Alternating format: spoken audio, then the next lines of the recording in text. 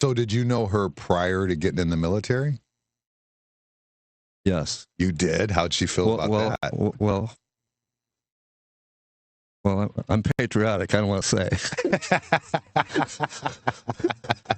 She was not a happy camper. Yeah, I'm sure she wasn't. No, not if she was a hippie. No. She, and by the way, the hippies were right. We shouldn't have been, involved in those wars at that time. Oh, they were right. Yeah. And that's okay. I mean, she was right to say that. I mean, being, it's not.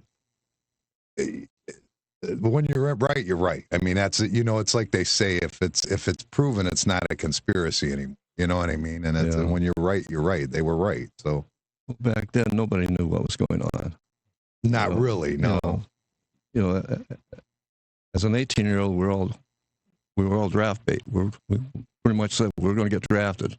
If something's physically wrong with you or mentally wrong with you, you're going to get drafted. So a lot of people, boys men went to college to dodge a draft, to be honest with you. I didn't because I went to college on an athletic scholarship. A lot of people did. Some people went to Canada. So because you were on an athletic scholarship, you still were able to be drafted? I had a deferment because I was in college. Oh, so it was after you got out of college, you got in the military? Right, and a draft deferment. Okay. All right. So you just, if you went to college, you didn't have to go to war. Right. Well, but then you ended up being drafted anyways. I did. Because I got drafted when I was 24 years old. So, After, right. They said, well, when you finish your senior year, you're going to be in the military. Got drafted. Wow. You didn't have a choice. And how did you feel? I know she didn't like it. Were you unhappy about being drafted too? I was scared.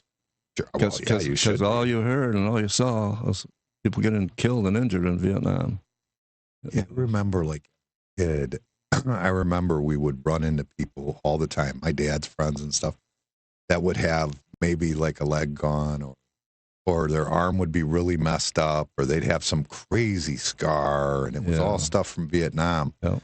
And then it kind of faded away. Like in my adult years when I was young, I didn't see it, but unfortunately we start to see it again now after we went to Iraq and we're starting to see more of it again, like I did when I was a kid, and it's sad. I mean, it is. I mean, that's what's going to happen. I mean, it's better than the alternative, I assume, but, Well, a lot of veterans have post-traumatic stress syndrome, too.